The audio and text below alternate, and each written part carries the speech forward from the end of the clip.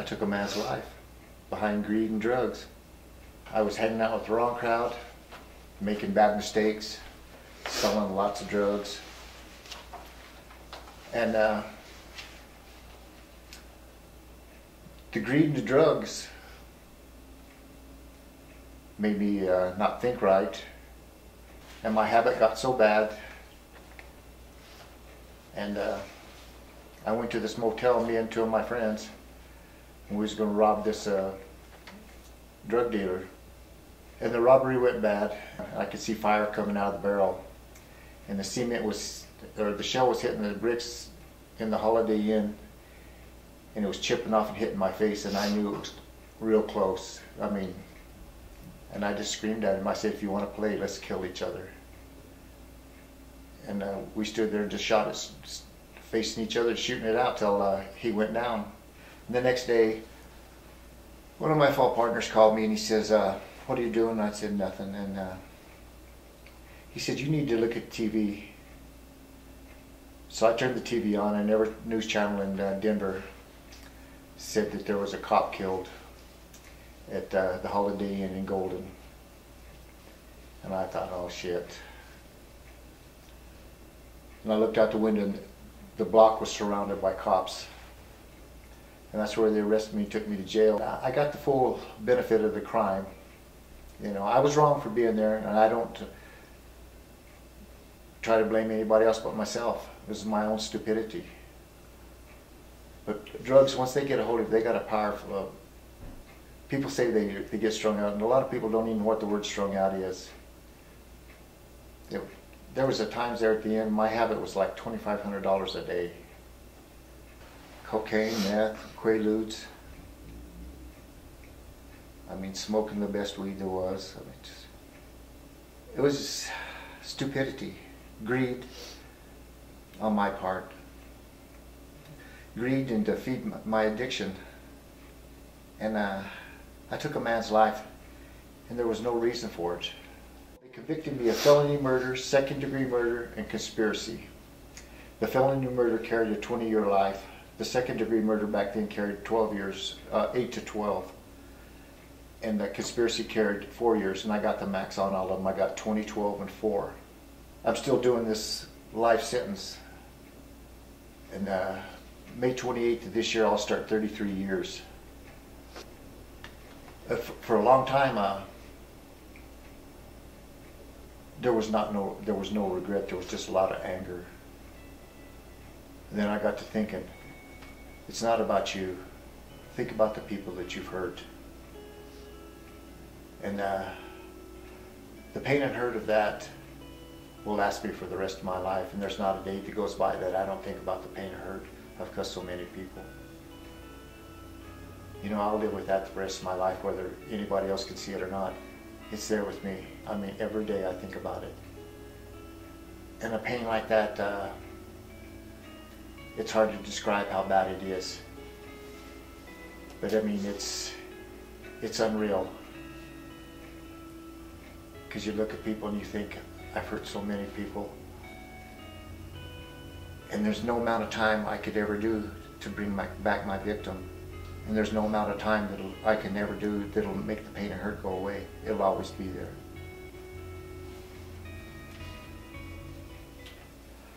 When you've hurt people like I have, I've hurt so many people. There's not a day that goes by that I don't think about the pain and hurt I've caused them.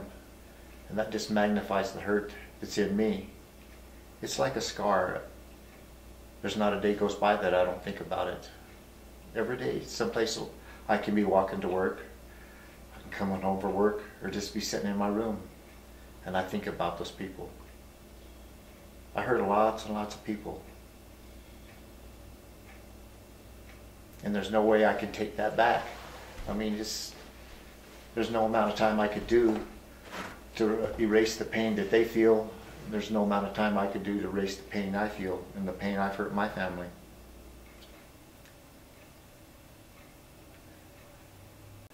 Because I already know I've got one chance, and if I blow this chance, I'm going back to prison for the rest of my life.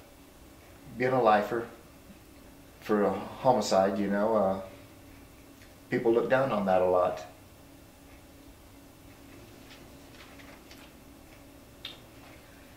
You got to learn to forgive yourself. And once you learn to forgive yourself, then you'll be able to come out of that pool of regret and turn your life around and be able to help somebody else and work on the better things in life. Until you find a higher power in your life that you can trust in, you're kind of walking through life without a guidance. I don't know, God has done a lot of things for me. He's opened my eyes up and shown me that when you're kind, good things happen to you. When you're an animal and you're all about me, me, me, karma comes and gets you.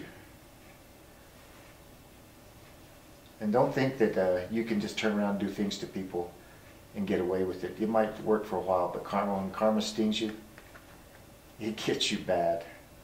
So if you just put it in God's hands and have faith in Him, everything works out good. I mean, I don't know, my life is good. Life itself is what I want to enjoy. Because I don't know how much time I have left. I mean, as old as I am now, I mean, I'm 62 years old. If I have another 20 years, I'll be happy. If I could say anything to him, I'd just like to tell him I wish it would have been me instead of him that lost his life. That he could have lived and been with his children and stuff like that.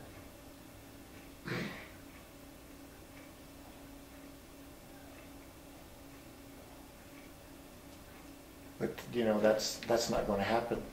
That's why I just got to do the best I can to help anybody I can and not make those mistakes again.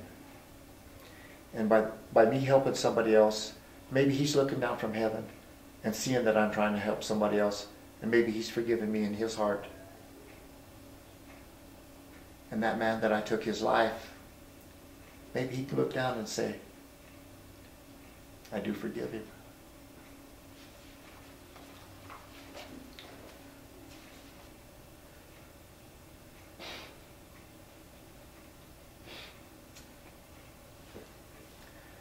I mean, everybody's going to make mistakes, but I made a horrendous one, and I've paid for it. More than people can ever realize. I paid more than doing time, the pain and hurt I've caused inside me.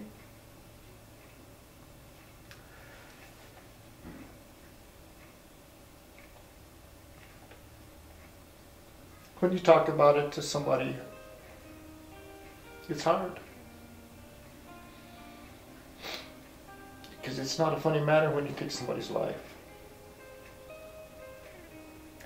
A lot of people laugh and joke and stuff like that about it, but it's not funny.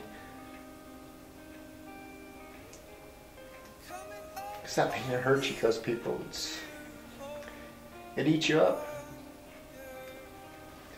When you decide to turn your life around and want to be the good person, that pain and hurt's there, and you think about it. It don't ever go away. And most of the time I don't show much emotion about it because it hurts so much. But when you sit and talk to somebody like I'm talking to you, you feel it. I mean,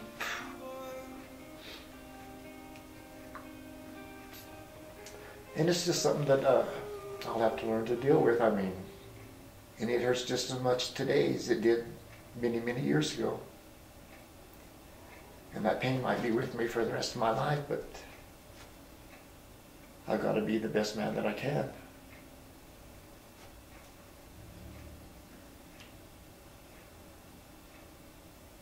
When you're forced to be a part of the community, you're busy. You know, you have to get up, you have responsibilities, you go to work, and you take care of all this stuff. But on your downtime, it could be a song, or a smell, or a word that triggers, oh shit, I fucking did that to somebody. And that guilt just hits you when you're least expecting it. When God's ready for you to get past it, He'll let you get past it. If it hadn't been for that regret, I would have never got to this point of feeling good about myself. I guess you'd say I'm blessed. I'm just an old man that they call Breeze.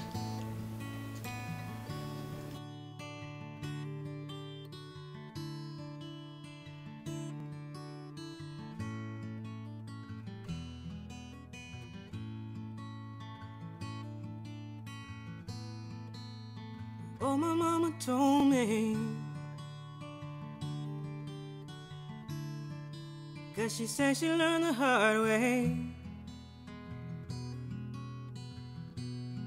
Said she wanna spare the children.